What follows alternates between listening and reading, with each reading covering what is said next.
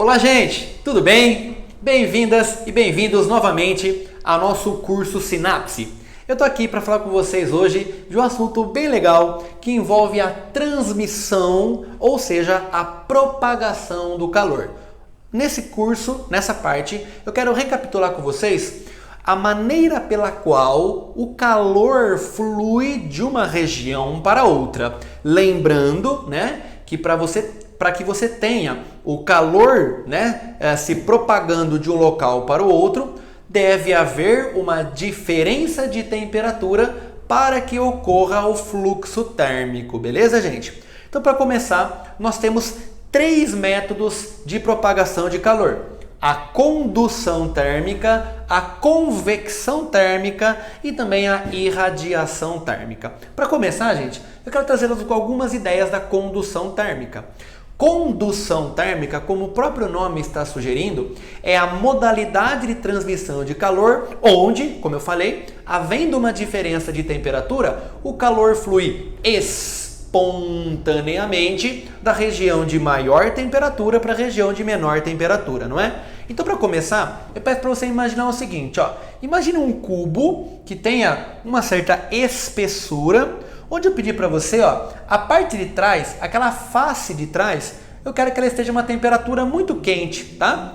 E a parte da frente eu simbolizei com uma temperatura fria. Então, querendo mostrar para você que a parte de trás está quente, a parte da frente está fria. O que vai acontecer com o fluxo térmico? Ele vai da região de maior para de menor, não é? Então, olha só comigo, gente, me acompanhe, Nesse momento, vai ocorrer um fluxo térmico onde o calor vai se propagar da face de trás para a minha face da frente. Olha que legal, gente, Então, eu posso começar a trazer para vocês, da nossa família Sinapse, a ideia de fluxo térmico. E esse fluxo térmico, mais conhecido como a equação de Fourier, vem trazer algumas análises dimensionais de como funciona esse fluxo. Olha só, gente, nós teremos aqui um fluxo térmico representada pela minha letra grega. Olha que legal. Então, se você começar a pensar comigo, olha só,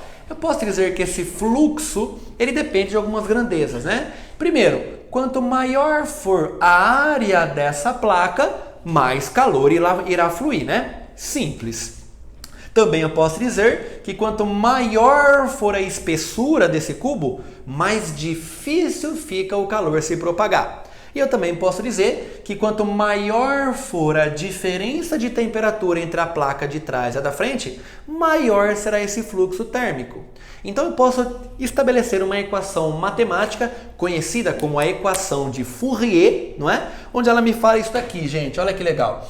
O fluxo térmico, ele vai ser uma constante que vai multiplicar a área, que vai multiplicar a variação de temperatura, que será dividido pela minha espessura da placa, ou seja, o fluxo será diretamente proporcional à área e à minha variação de temperatura e inversamente proporcional à espessura da placa, gente?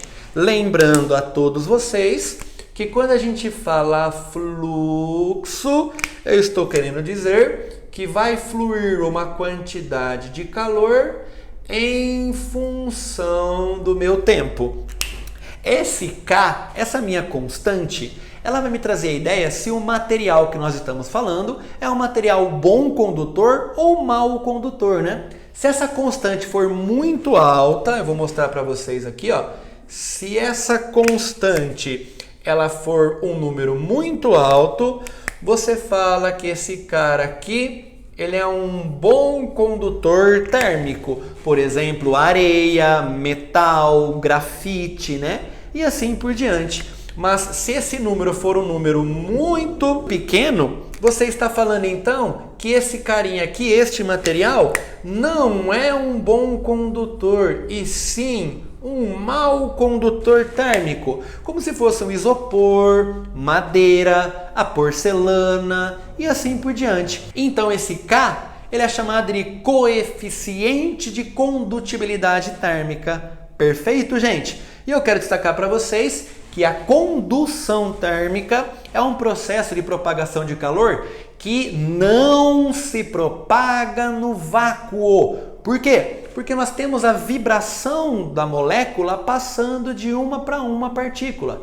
Então, para que você tenha um processo chamado de condução, deve-se haver um meio material de propagação, não é? Então, guardem essa informação. A condução térmica não ocorre no vácuo. Beleza, gente? E também nós temos a convecção térmica, que a convecção térmica, ela acontece nos fluidos. Quando eu falo fluido, eu estou querendo dizer líquidos ou também nos gases, né, gente? Nós temos vários exemplos de convecção térmica, né? As massas de ar que você estuda na geografia, o ar-condicionado geralmente colocado na parte superior de uma sala, uma lareira colocada sempre na parte de baixo e assim por diante, ou seja, o balão, não é? Você percebe que em balões, o balonismo, por exemplo, você tem uma chama que aquece o ar que está dentro do envoltório, né? Onde o ar dentro fica mais quente do que o ar de fora, fazendo com que o balão se locomova na vertical, ora para cima e ora para baixo, controlando essa temperatura.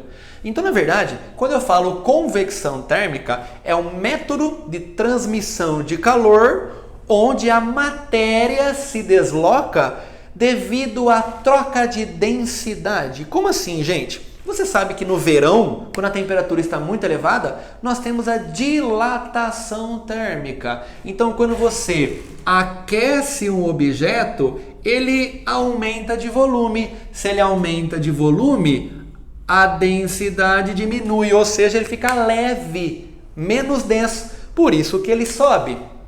Agora, no inverno acontece o processo oposto, né? No inverno você tem o volume diminuindo, fazendo com que a sua densidade aumente, ou seja, ele vai ficar mais denso. Então, basicamente, a convecção eu posso resumir de uma única maneira. Olha que legal, gente! Eu posso dizer simplesmente que, o ar quente, ele sobe, pois ele dilata e fica menos denso. E eu posso dizer que o ar frio desce, porque é menor volume e simplesmente maior densidade. Então, basicamente, a matéria se locomove devido à troca de densidade, gente. Por isso que eu escrevi que a convecção não pode ocorrer no vácuo. Pois eu disse e repito, a matéria se desloca devido à alteração da densidade devido à temperatura. Tudo bem, gente?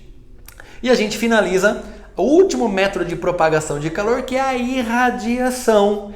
E eu escrevi para vocês que é o único método de propagação de calor que pode ocorrer no vácuo. Por quê? Porque quando eu falo a irradiação térmica, é um método de propagação de calor através das nossas ondas eletromagnéticas. E você já sabe lá do curso de ondulatória que uma onda eletromagnética apresenta sempre a mesma velocidade. A velocidade da luz no vácuo, 3 vezes 10 a oitava metros por segundo. Perfeito, gente? Então guardem essas 3 informações. A condução não ocorre no vácuo, a convecção também não ocorre no vácuo e a irradiação é a única que pode ocorrer no vácuo. Tudo bem, gente? Espero que essa revisão sobre propagação de calor tenha lhe ajudado. Fica aqui um abraço enorme de toda a nossa família do Sinapse e continue estudando, gente. Até a próxima. Tchau!